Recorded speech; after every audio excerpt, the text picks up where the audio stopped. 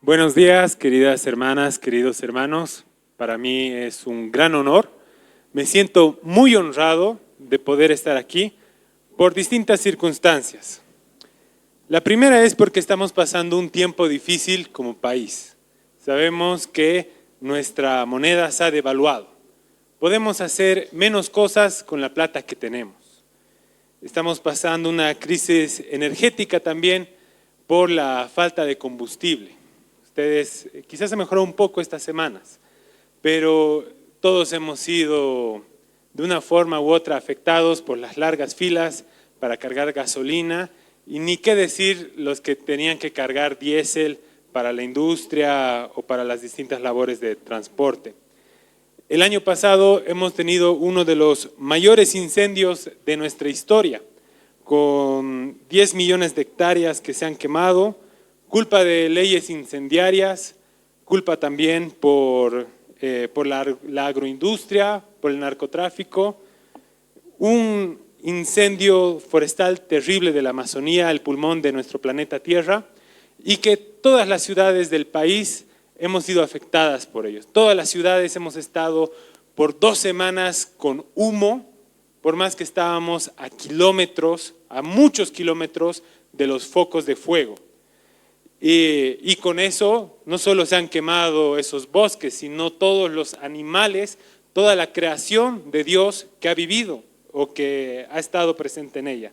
Animales que estaban en riesgo de extinción.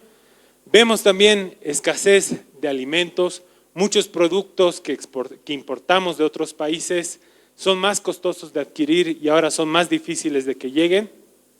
Sin ir lejos, esta mañana y los pasados días ha sido difícil para muchos poder conseguir pan en sus tiendas y por esta escasez de diésel estamos viendo una amenaza a la industria nacional. Muchas de las maquinarias que se utiliza para muchos productos en el país funcionan a diésel y las cosechas y las siembras y la producción está en riesgo. Somos testigos también de mucha corrupción en el país. Tenemos índices de corrupción alarmantes, incluso para nuestra región. Y estamos a una semana nada más, o hace unas semanas de las elecciones, probablemente las elecciones más importantes de este siglo, y a días nada más de la celebración del bicentenario de nuestro país. Así que yo me siento profundamente honrado por la posibilidad de predicar esta mañana, porque sé que tenemos hambre de escuchar la palabra de Dios. Queremos escuchar qué nos quiere decir Dios en medio de este tiempo. Pero a la vez vengo con temor y temblor, con temor reverente, porque sé que conlleva igual una gran responsabilidad hablar de parte de Dios, sobre todo ahora. Quiero aclarar que muchas cosas de las que voy a decir lo voy a hacer a título personal, no en representación de las organizaciones en las que yo trabajo o en las que estoy involucrado. Así que quiero aclarar eso desde el principio. Y creo que también este mensaje del libro de Habacuc, un libro de un profeta menor del Antiguo Testamento, es especialmente relevante ahora, no solo por lo que pasa en el país, sino por lo que pasa a nivel mundial. Ustedes saben que tras la creación de las bombas atómicas y la amenaza de las guerras nucleares, nos da temor los conflictos bélicos, porque sabemos que se pueden ir de la mano fácilmente. Pero en los últimos años parece que ese temor que había de que haya conflictos bélicos ha estado desapareciendo y hemos escuchado de más guerras muy sanguinarias y también de rumores de guerra, de que parece que a veces estamos a un pelo, a una mala decisión, a una cosa mal dicha de que se geste una guerra mundial en nuestro tiempo. Para los que no sabían, yo trabajo, yo enseño, yo facilito talleres de predicación. Y hay una frase de Karl Barth, un gran teólogo, que la utilizamos y la hemos adaptado un poco para nuestra formación de predicadores. Y ahí decimos que un sermón hay que prepararlo con la Biblia en una mano y con el periódico en la otra. Y debido al tiempo que estamos viviendo, tan difícil de presenciar, titulé la prédica Habacuc, ¿qué esperanza puede haber en medio del horror y las injusticias? Ahora bien, en ese ánimo de tener el periódico en una mano y la Biblia en el otro, llegué con esta frase de un astrofísico llamado Neil deGrasse Tyson. Estoy seguro que muchos lo conocen, probablemente hayan visto videos de YouTube de él, que es un divulgador científico, un astrofísico, ha escrito varios libros, y él tiene un argumento agnóstico, ateo, por el cual dice, o Dios no es todopoderoso, o Dios no es del todo bueno. Permítanme leer la cita. No sé si Dios existe o no, pero cuando la gente dice que Dios es bueno, la verdad es que en nuestro universo veo cualquier cosa menos benevolencia. Tenemos asteroides que colisionan contra la Tierra y causan extinciones masivas, así que no hay bondad en el universo que conocemos. Si Dios es completamente bueno, entonces no puede ser todopoderoso. Y si es todopoderoso, entonces claramente no es completamente bueno. Es una acusación bastante fuerte. Y estas dos cosas vamos a responder con la prédica de hoy. Primero, ¿qué esperanza puede haber en medio del horror y la injusticia que estamos viviendo? Y segundo, ¿puede Dios ser todopoderoso y puede ser Dios a la vez ser completamente bueno? Para darles un poco el contexto del libro de Habacuc, tenemos que entender bien las promesas de Dios al pueblo de Israel bíblico. Quiero aclarar muy bien, Israel bíblico. En Éxodo 19, de 3 al 6, según en la versión de la Nueva Versión Internacional, dice así: al cual subió Moisés para encontrarse con Dios, y desde ahí lo llamó el Señor, y le dijo: anúnciales esto al pueblo de Jacob, declárale esto al pueblo de Israel. Ustedes son testigos de lo que hice con Egipto, y de que los he traído hacia mí como sobre alas de águila. Si ahora ustedes me son del todo obedientes y cumplen mi pacto, serán mi propiedad exclusiva entre todas las naciones. Aunque la tierra me pertenece, ustedes serán para mí un reino de sacerdotes y una nación santa. En estos versículos podemos ver tres cosas. La primera es la promesa de la tierra, pero la promesa de la tierra, que vino después de la liberación de Egipto, conlleva cierta responsabilidad. Es un compromiso que tiene el pueblo de Israel bíblico con Dios. ¿Qué les pide Dios? Les da la tierra, pero a cambio les pide que sean del todo obedientes y que cumplan su pacto. Entonces vemos la promesa de la tierra, vemos el compromiso que tenía ellos de obedecer y de ser un pueblo santo, pero también podemos ser testigos de cuál es el objetivo. Dios es el Dios de toda la tierra, es el Dios de todas las naciones. ¿Cuál es el propósito de una nación santa, de un pueblo escogido? Para que sean sacerdotes, para que sean un pueblo ejemplo, que pueda demostrar lo bueno que es Dios, que puedan ser testigos de lo bueno que es Dios con la humanidad y así poder alcanzar a otras naciones. Y como bien hemos visto, la promesa venía con un compromiso.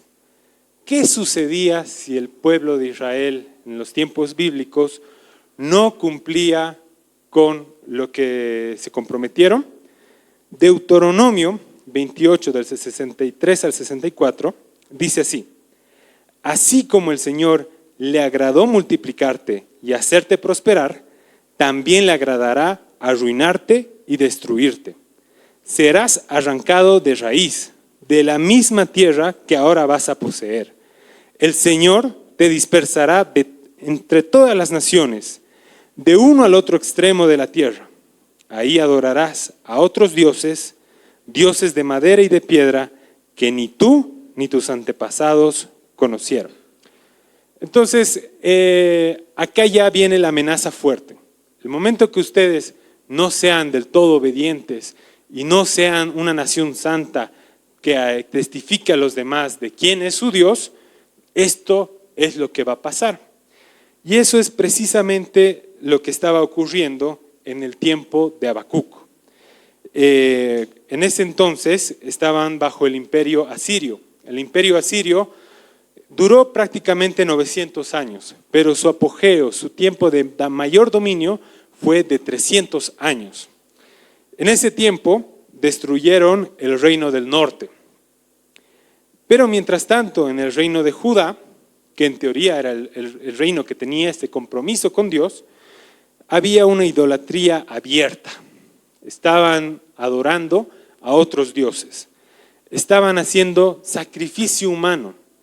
Había mucha corrupción, había mucha opresión de los pobres, la gente rica se aprovechaba de los que menos tenían y había una manipulación de la ley, como podemos ver en muchos países hoy en día, que hacían con la ley lo que querían para justificar sus acciones. Cabe recalcar que también había mucha violencia en las calles y también abuso de poder. Entonces, Habacuc era muy consciente de la promesa, era muy consciente de lo que ellos tenían que hacer como pueblo, pero a la vez estaba viendo que todo va patas arriba en su pueblo. Entonces, comienza el libro con un reclamo a Dios por todo lo que está pasando. Lean conmigo, Habacuc 1 para adelante. ¿Hasta cuándo, oh Señor, debo pedir ayuda? Pero tú no escuchas. Hay violencia por todas partes. Clamo, pero tú no vienes a salvar. ¿Tendré que siempre ver estas maldades? ¿Por qué debo mirar tanta miseria? Donde quiera que mire, veo destrucción y violencia. Estoy rodeado de gente que le encanta discutir y pelear. La ley se ha estancado y no hay justicia en los tribunales. Los perversos suman más que los justos, de manera que la justicia se ha corrompido. Fuerte la oración de Habacuc. No sé cuántos de nosotros nos animaríamos a interpelar así a Dios, ¿no? A veces como que nos da un poco miedo a veces lamentarnos de las situaciones que vivimos, mucho más quizás quejarnos de lo que está pasando. Y es muy probable que nos podamos sentir identificados por todas las situaciones que he mencionado antes de lo que estamos viviendo en el país, ¿no? Injusticia, violencia, la justicia que está estancada, que parece que no se puede llegar a nada. Y la oración de Habacuc es principalmente relevante porque menciona cosas por las cuales Dios es especialmente conocido. Les doy un ejemplo. Dios es conocido como el Dios que escucha. Es el Dios que escuchó el clamor de los judíos en Egipto cuando estaban siendo esclavizados. Y acá Habacuc le está cuestionando. Señor, yo estoy clamando y al parecer tú no escuchas. Después, uno de los nombres por los cuales a Dios se lo conoce es como el Dios que salva. Pero acá aparece una situación catastrófica y Habacuc no está viendo esa salvación. Y por último, podemos hablar de un Dios justo, un Dios caracterizado por la justicia, pero cómo este Dios le está permitiendo a Habacuc o está permitiendo ver en su pueblo tanta injusticia. Entonces, acá hay un reclamo muy, muy fuerte que Habacuc está haciendo a Dios. Parece que no estás obrando, parece que no estás viendo, que no estás escuchando. Y es más, estoy comenzando a dudar de que la injusticia te incomode. Y acá ya podemos ver algo de una espiritualidad genuina, ¿no? Una espiritualidad que sabe quién es Dios y no tiene miedo de hablar con Dios incluso de las cosas que le atormentan y le generan confusión. Entonces, y es muy probable que, como he mencionado, nosotros como bolivianos y todo lo que estamos viendo, podemos sentirnos identificados. ¿Hasta cuándo, Dios, vamos a ver estas cosas? Y ya mencionaba de los 10 millones de hectáreas que se quemaron, las leyes incendiarias, que en vez de condenar a quienes lo hacen, ha facilitado que lo hiciesen. Hemos visto también, hemos sido testigos en los últimos años, como 180 millones de dólares han sido malversados del Fondo de Desarrollo Indígena y Campesino. Esa plata que tendría que llegar justo a las comunidades que más sufren, que más la tienen complicada para salir adelante, esas comunidades se les ha arrebatado el dinero, se les ha malversado los fondos y mucho del discurso que se ha tenido ha quedado como hipocresía. Se han aprovechado de la persona que más necesita, se han malversado esos fondos. En lo que va de este año 2025, ya hay 41 feminicidios. Y en promedio, cada día, estas son estadísticas del 2024 y 2023, hay 31 víctimas de delitos sexuales, siendo de 7 a 8 menores de edad. Una catástrofe grande, es un tema muy, muy serio esto de las violaciones sexuales y sobre todo cuando afectan a los niños, a las mujeres y a las personas más vulnerables. Ahora uno piensa, esas son cosas que pasan afuera, esas son cosas que pasan en el mundo, es que faltan líderes cristianos, no hay un presidente cristiano, capaz si hay un presidente cristiano las cosas serían distintas, pero nos fijaremos un poco de qué es lo que pasa dentro de la iglesia. Primero, debería haber un llamado profético de que ante estas injusticias la iglesia tendría la responsabilidad de denunciarlas y de buscar que haya justicia y apoyar a las personas damnificadas. Y lo bueno es que gracias a Dios la iglesia Génesis tiene un gran testimonio de eso. Cuando hubo incendios en la Chiquitanía, se apoyó, se movilizó varias cosas. Cuando había escasez de oxígeno, medicamentos durante la pandemia, la iglesia también estuvo muy involucrada con eso y muchas cosas más. La iglesia tiene un gran compromiso social. Pero hablemos de la iglesia evangélica a nivel Bolivia. ¿Qué onda? ¿Han escuchado preocupaciones de los pastores ante estas cosas? A veces ha habido un silencio un tanto preocupante. Pero ¿qué sucede cuando hay delitos y cuando hay abusos dentro de las iglesias? Hace unos años se destapó un escándalo muy fuerte dentro de una de las iglesias más grandes de Cochabamba y probablemente de Bolivia. Un artista cristiano salió ante la luz pública para denunciar que él ha sido víctima de un delito sexual por parte de un líder de jóvenes que se aprovechaba de su situación como líder para tener acceso a personas menores que él y que incluso tenía un rol de regente en una unidad educativa de esta iglesia. El motivo por el cual esta persona lo hizo público fue porque habló con los líderes de esta iglesia, habló con sus pastores y dijo: esto ha estado sucediendo y no han hecho nada. Esto ha estado pasando dentro de esta iglesia y esta persona sigue en un cargo de liderazgo. Por favor, hagan algo. Ya ha pasado tiempo, capaz lo han destituido de su liderazgo, pero han seguido saliendo a luz casos de violación, al punto que esta persona dijo: esto tiene que salir a la luz pública. ¿Por qué? Porque he llevado esto a las autoridades correspondientes de mi iglesia y no ha pasado nada. Ha salido a la luz pública, ha sido un momento muy, muy, muy duro para la Iglesia General de Cochabamba y entré a ver los comentarios, a ver qué es lo que estaba pasando. Me imaginaba que mucha gente lo iba a apoyar, lo iba a defender, lo iba a animar en medio de este momento tan oscuro que estaba pasando por su vida. Pero ¿qué fue lo que me encontré en los comentarios de Facebook a esa publicación? Uy, esas cosas se arreglan puertas adentro.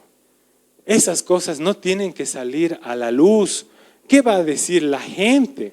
Estaban más indignados de que sea público esto que el crimen que estaba ocurriendo dentro de la iglesia. Y ojo que esta persona lo hizo como una última instancia, después de haber acudido a sus líderes y de ver que no haya pasado nada. Muchos casos después han salido a la luz. Todavía hace falta una sentencia, por eso podríamos hablar de un presunto criminal, pero lamentablemente el agresor no está presente en Bolivia y no puede caer ante la ley. Entonces, ante este tipo de situaciones, es normal que nos preguntemos, Señor, ¿qué está pasando? ¿Cómo puede haber tanta injusticia en mi país? ¿Cómo puede haber tanta injusticia aún en los lugares que deberían ser llamados santos, donde deberíamos ser luz y sal del mundo? La respuesta que Dios le da no es precisamente la que él esperaba, pero es una respuesta muy buena y muy importante que la veamos. En contexto entonces, ellos estaban, el reino de Judá era muy corrupto, muy injusto, muy idólatra, estaban bajo el imperio del imperio asirio y ya habían noticias de que estaba surgiendo una nación, Babilonia. Bueno, no era que estaban surgiendo, sino que el imperio estaba retomando fuerza. Este imperio babilónico destruyó Nínive, la capital de Asiria, en muy poco tiempo. En pocos años después también tomó Egipto. Así que el pueblo judío estaba ya hablando ya de, oye, este imperio grande y muy poderoso que estuvo por tantos años en poder, han caído de la noche a la mañana. Y es más, ahora la nación vecina también acaba de caer bajo el poder de los babilonios. ¿Qué es lo que nos va a pasar? ¿Qué es lo que va a suceder para todos nosotros?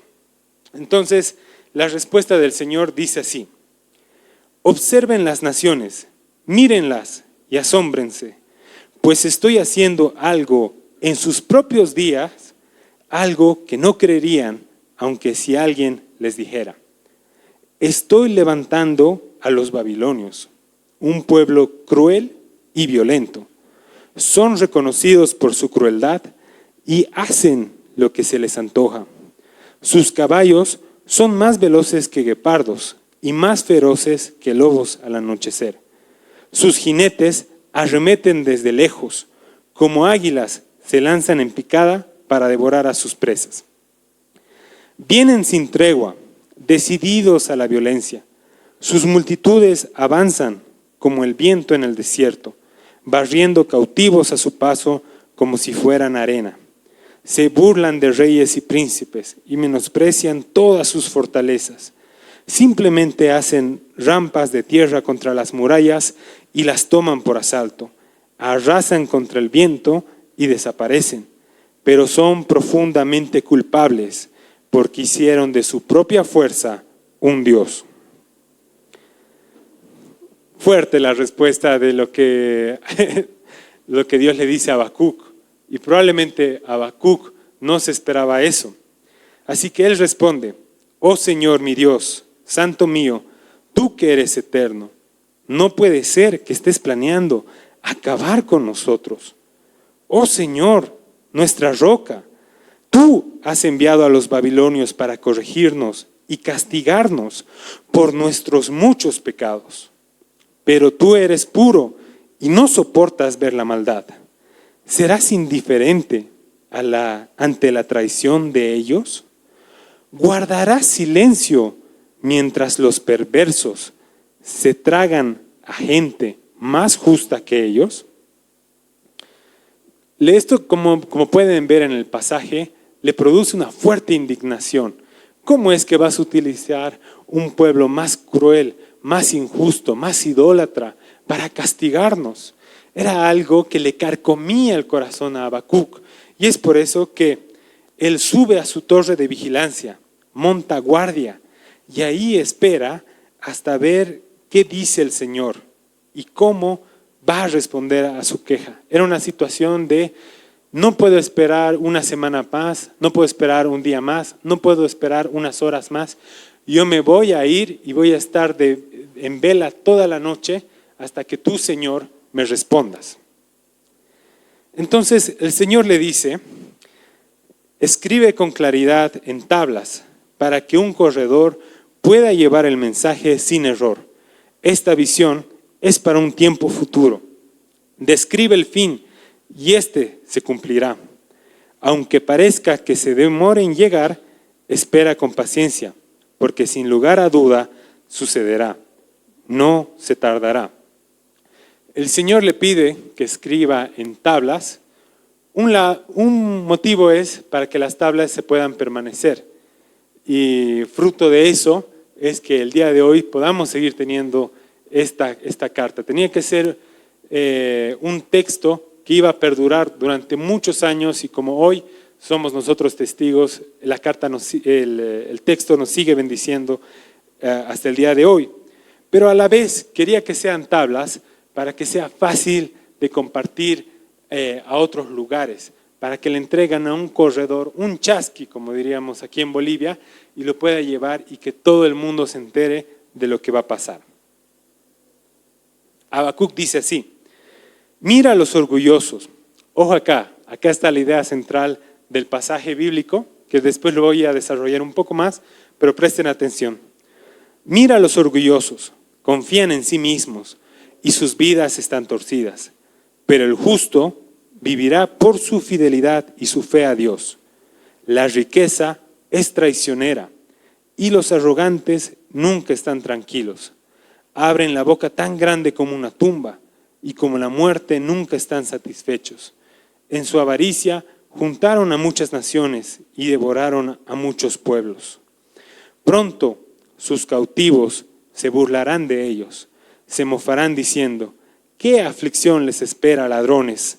Ahora tendrán su merecido. Se hicieron ricos por medio de la extorsión. ¿Pero cuánto tiempo puede durar eso?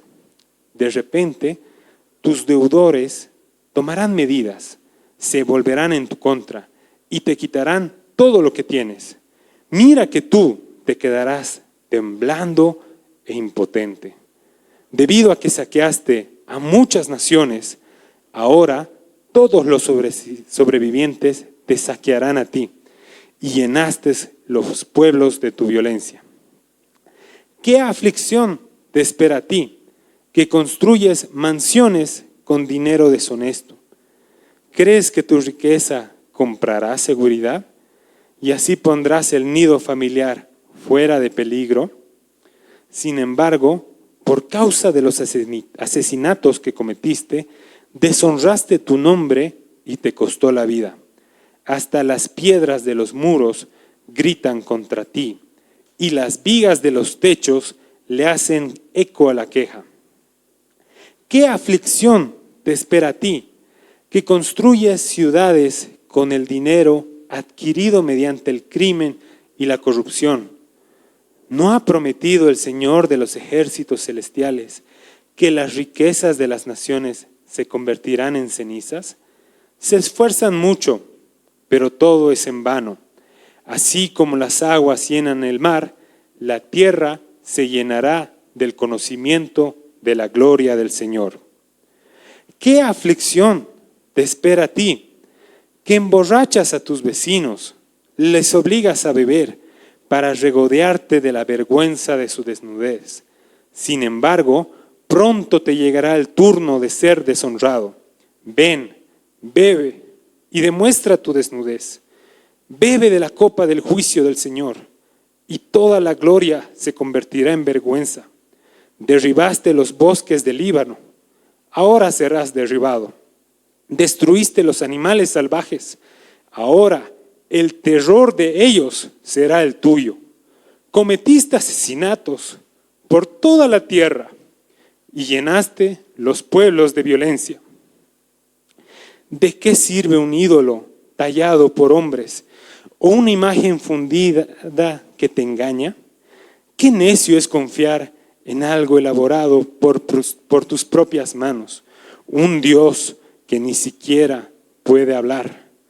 ¿Qué aflicción te espera a ti, que les dices a los ídolos de madera, despierten y sálvennos.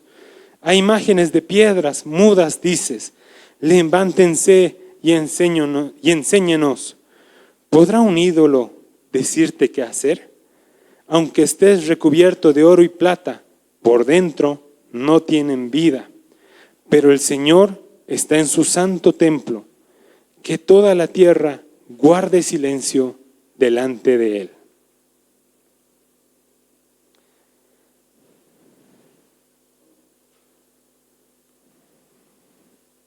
Acá creo que esta respuesta le gustó un poquito más a Habacuc.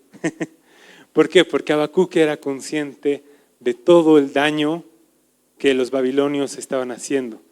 Y él ya sabía todo el daño que su propio pueblo iba a padecer ante este pueblo que es mucho más injusto, mucho más idólatra y mucho más cruel que lo era el rey de Judá.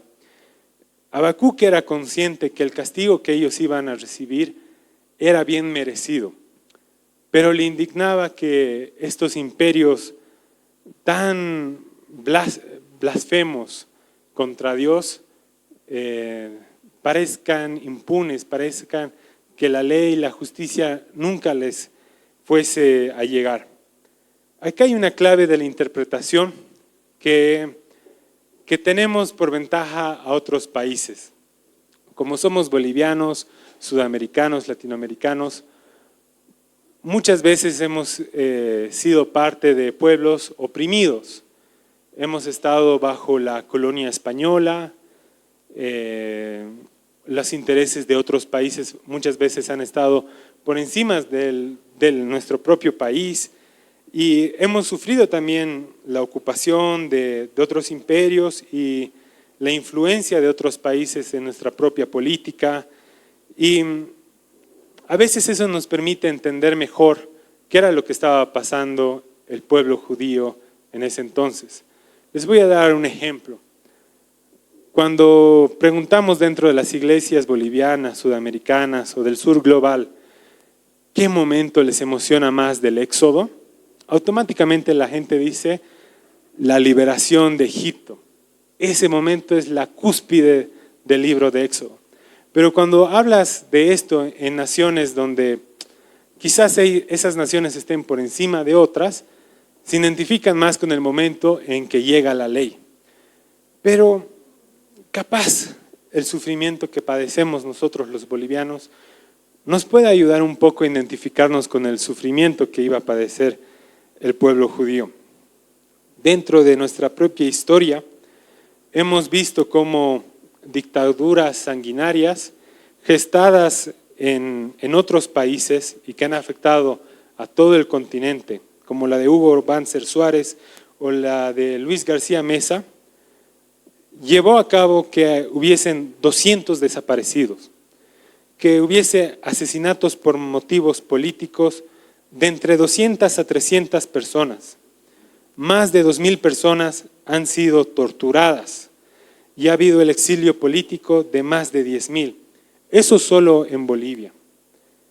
Sé que hay hoy en día gente que va a hablar que las dictaduras militares no eran tan malas como dicen, pero yo en mi propia familia ha habido casos de tortura y de exilio por parte de los regímenes de Banzer y de García Meza. También ha habido mártires de la fe, como Luis Espinal, que se paró a denunciar en púlpitos todo lo que estaba ocurriendo y también ha sido asesinados. Entonces, nosotros quizás nos podemos identificar del daño que pueden hacer otros imperios en nuestro país. Ha habido casos como los de USAID en comunidades indígenas, en que sin decirles a las mujeres, les inyectaban una especie de… las inyecciones que les ponían les impedían ser mamás después y sin su consentimiento, creando un gran problema familiar y comunitario y todas estas cosas que también hemos mencionado. Y lamentablemente estas fuentes son estimaciones porque quienes estaban en el gobierno en esos años eran a la vez quienes estaban cometiendo estos crímenes. Así que es muy difícil recabar esta información.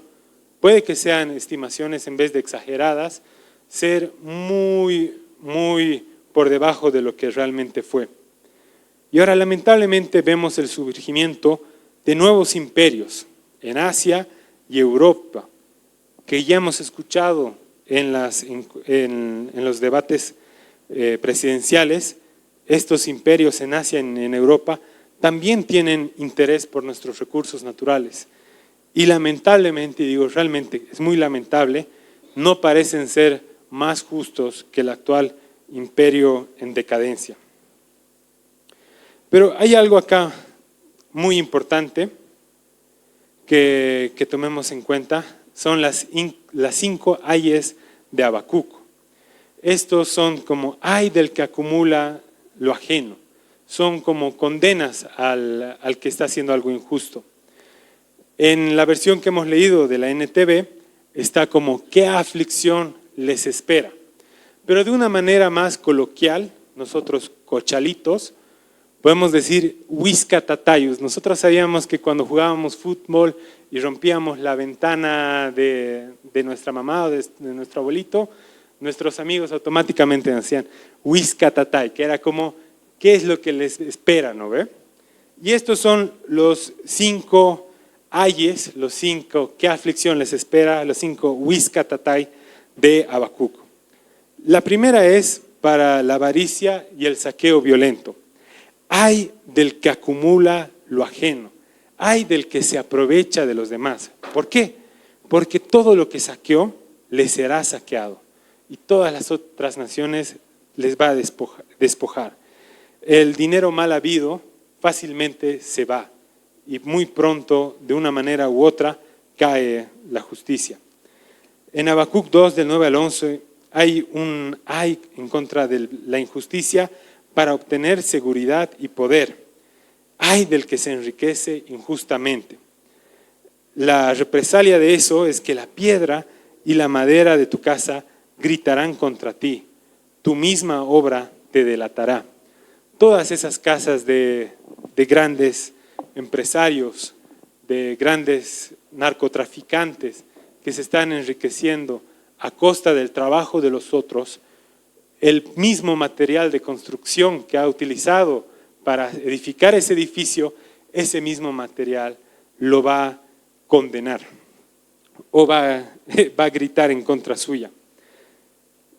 Es un caso muy fácil de pensar, es el de los narcotraficantes, como Pablo Escobar, que tenía su nación Napoleón, con animales importados de África, cientos de hectáreas, todo eso manchado de sangre.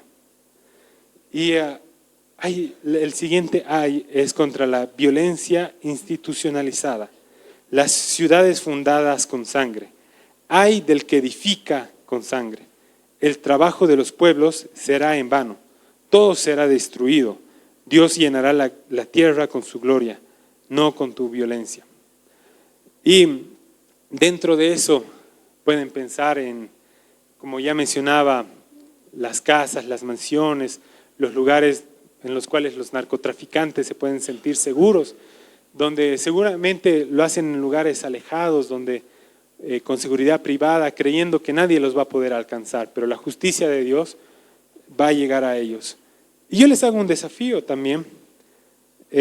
Nosotros sabemos el caso y acá tenemos la mansión de Simón y Patiño, una casa muy lujosa que tiene mármoles de piedra importados de Francia, de Italia, y a veces cuando vamos ahí nos quedamos sorprendidos. ¡Wow! ¡Qué elegante! ¡Qué lujo! ¡Qué bonito! Pero ¿saben qué? Mucha de esa plata que él ha ganado ha sido por un sistema financiero que ha puesto a los mitayos, a los trabajadores en las minas en condiciones horribles, de mucho dolor y de mucho sufrimiento. Y probablemente si Dios caminara por ahí, no vería el lujo, no vería el despilfarro, no vería la grandeza del mármol, sino vería el sufrimiento de cuánta gente ha sufrido para que esa persona tenga esas riquezas. Y puede pasar también con los grandes edificios que uno puede encontrar en La Paz. Y uno puede decir, wow, qué lujo, qué lindo, qué brillante. Pero probablemente lo que Dios vea son los suyos, la gente sacrificada para la construcción de esa edificación. Entonces acá hay otro ay del que se enriquece y construye, ay del que construye sobre sangre, esa sangre grita y clama por justicia y el Señor lo escuchará. Y también vemos el ay del que humilla y es perverso con el prójimo. ¿Por qué? Porque la deshonra que él ha provocado ahora la tendrá que pagar frente a la copa de la ira de Dios, frente a la copa de la justicia de Dios. Aquellas personas que se aprovechan de mujeres, que se aprovechan de los inválidos, que se aprovechan de los niños y abusan de ellos, lo que les espera es fatal. Y Dios mismo se va a hacer cargo de eso. Y hay, por último, una idolatría que caracteriza a esta Babilonia. En el libro de Apocalipsis se habla también de Babilonia, es como un enclave para referirse a imperios blasfemos, imperios que se vuelven dioses en sí mismos, que están llenos de idolatría. Por ejemplo, Habacuc habla de que los babilonios idolatraban su propia fuerza militar, y que también veían en sus armas, en su poder, el poder suficiente de poder liberarse de cualquier situación, pero muchos de esos ídolos son falsos y no les va a confrontar, no los va a salvar, no les va a librar de ninguna situación. Y lamentablemente en nuestra generación podemos creer que con la tecnología, con el tiempo en el que vivimos, podemos liberarnos de cualquier situación. Decimos, en cualquier segundo yo abro el internet y me puedo informar de cualquier cosa. Tengo acceso a la información muy fácil. Pero déjenme decirles, los algoritmos que utiliza Google o que utilizan las redes sociales son burbujas alienantes. ¿Qué significa eso?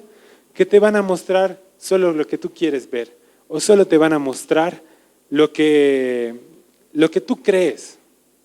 El algoritmo se da cuenta cuál es tu postura y te va a seguir mostrando videos de eso, publicaciones de eso.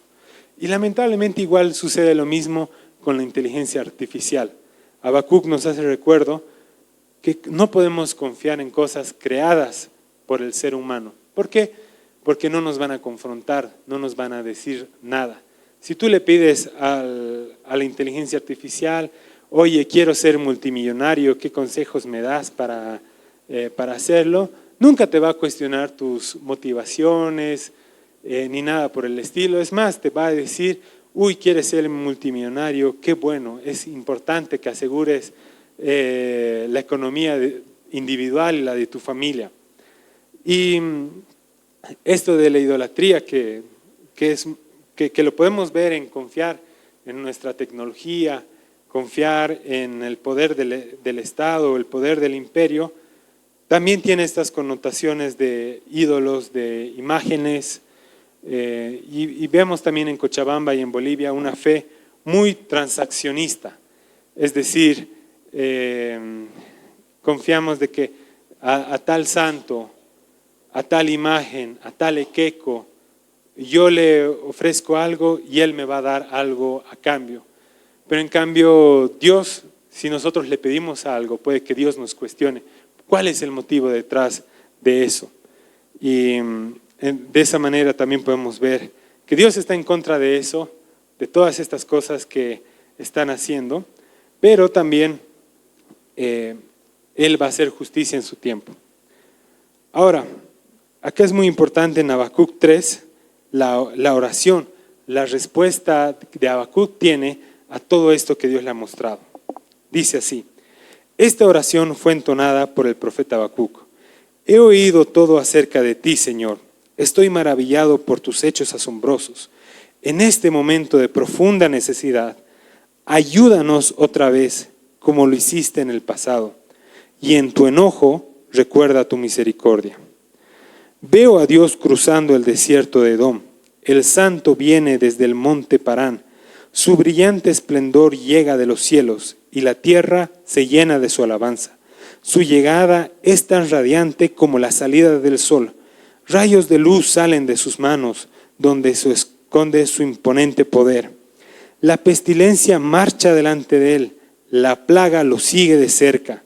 Cuando él se detiene, la tierra se estremece. Cuando mira, las naciones tiemblan. Él derrumba todas las montañas perpetuas y arrasa antiguas colinas. Él es eterno. Veo el pueblo de Cusán en angustia y a la nación de Madián temblando de terror. ¿Estabas, Señor, enojado cuando golpeaste los ríos y dividiste el mar? ¿Estabas disgustado con ellos? No. Enviabas tus carros de salvación. Blandiste tu arco y tu aljaba de flechas. Partiste la tierra con caudalosos ríos. Las montañas observaron y temblaron. Avanzaron las tempestuosas aguas. Las profundidades del mar rugieron, levantando sus manos en sumisión. El sol y la luna se detuvieron en el cielo, cuando volaron tus radiantes flechas y brilló tu deslumbrante lanza. Con enojo marchaste a través de la tierra y con furor pisoteaste las naciones. Saltaste a rescatar a tu pueblo elegido, a salvar a tus ungidos. Aplastaste las cabezas de los perversos y descarnaste sus huesos de pies a cabeza. Con sus propias armas destruiste al jefe de que se lanzaron como un torbellino, pensando de que Israel sería presa fácil. Pisoteaste el mar con tus caballos y las potentes aguas se amontonaron. Al oír esto, me estremecí por dentro. Mis labios temblaron de miedo. Se me doblaron las piernas y caí y temblé de terror. Esperaré en silencio el día venidero, cuando la catástrofe golpee al pueblo invasor. Aunque las higueras no florezcan y no haya uvas en las vides, aunque se pierda la cosecha de oliva y los campos queden vacíos y no den fruto, aunque los rebaños mueran en los campos y los establos estén vacíos, aún así me alegraré en el Señor, me gozaré en el Dios de mi salvación. El Señor soberano es mi fuerza. Él me da pie firme como el venado, capaz de pisar sobre las alturas. Wow, es increíble lo que vemos. En Habacuc 2, él ve cómo Dios va a castigar al pueblo de Babilonia. Pero él después en su oración le dice, ¿sabes qué? Dios justo y Dios misericordia, quiero que obres aún en nuestro tiempo. Después muestra este poema hermoso, que es una escena de liberación, que hace eco a lo que hemos visto en Éxodo, en el canto de Moisés, o en Jueces, en el cántico de Débora, o también en los Salmos, en los cánticos de David. Vemos una escena en cómo Dios libera a su pueblo y lo salva. Entonces, tras ver todo eso, él se da cuenta que Dios va a hacer justicia. Y acá hay unas 3 palabras muy importantes. Él espera su justicia, él se goza en el Señor justo y misericordioso, y él corre en las alturas porque Dios lo fortalece. Recordemos el versículo 2:4, donde dice, el justo por su fidelidad y por su fe vivirá. Es un mensaje para nosotros hoy en día y es una respuesta a esta pregunta que nos hicimos al inicio. ¿Cómo podemos sobrellevar el horror, la injusticia y la aparente impunidad de quienes hacen el mal? Pues el justo vivirá por su fe y su fidelidad. En este mundo de desesperanza, verdaderamente vive quien deposite su confianza en la justicia de Dios y le obedece, aunque quizás no llegue a ver su cumplimiento o no la comprenda por completo. Retomamos de nuevo. Él espera en su justicia. Habacuc probablemente no haya llegado a ver el juicio a Babilonia, pero él afirma, voy a esperar el día de la catástrofe para el pueblo invasor. Él confió en que Dios iba a hacer su justicia, aunque él no la vaya a ver, aunque él no la vaya a comprender por completo. Él sabía que nuestro Dios es un Dios justo. Después hay ese versículo tan lindo de aunque la higuera no florezca. Y a nosotros que nos espera un tiempo difícil, que estamos a nada de las elecciones, pero los problemas estructurales del país son tan profundos y que va a faltar tiempo en que veamos realmente qué tan mal está el país, quizás podemos orar, aunque no haya combustible en las gasolineras y el corralito no me deje sacar mis ahorros, aunque no haya trabajo en las calles ni pancito en las tiendas, aunque los sueldos se atrasen y no nos alcance para comprar carne, me gozaré en el Dios de mi salvación. Y les cuento rápidamente una persona que fue víctima del genocidio en Ruanda, que logró escapar y tuvo que andar 5 días sin agua, sin comida, para llegar a un campo de refugiados. Cuando se acercaron y por fin pudieron hablar con él les dijo, ¿saben qué? Le preguntaban, ¿cómo estás? Y él decía, estoy bien, estoy bien. ¿Y de cómo estás bien? Él les respondió, no sabía que solo necesitaba exclusivamente del Señor hasta que el Señor era lo único que tenía. Y en medio de estas dificultades yo les animo a que a pesar de todo lo que se venga, nos podamos sostener del Señor, porque Él es justo, pero Él también es misericordioso.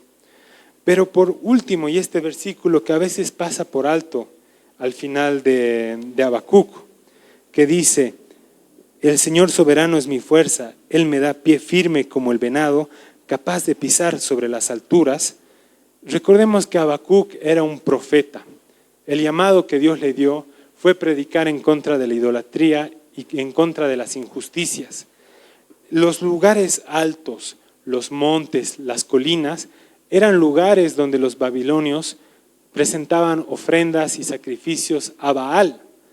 Entonces, cuando Habacuc está diciendo esto, es el Señor me da fuerzas para ir en estos lugares donde se rinde culto a otros dioses, donde se cometen injusticias. ¿Para qué? Para proclamar el reino de Dios y de su justicia.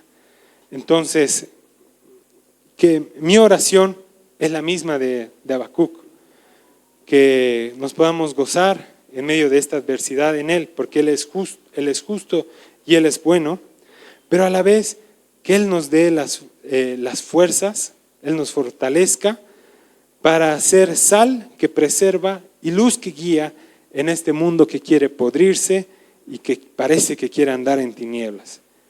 Mi oración, y les pido que todos nos pongamos de pie,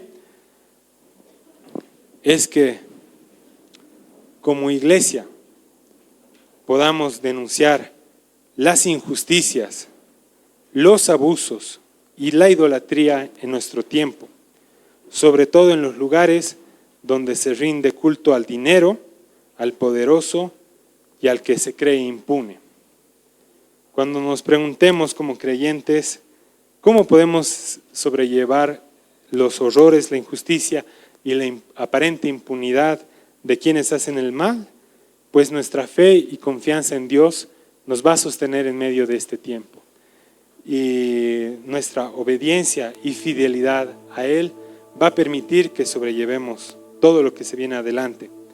Pero sobre todo, que no sea una espera sentada, sino que sea una espera activa. Que el Señor nos vea denunciar las injusticias, aunque vengan de nuestra propia casa. Que nos lleve a luchar en contra de los abusos y decir cuando las cosas no están mal. Esa es mi oración para mi vida y para nuestra iglesia en este tiempo. Muchas gracias.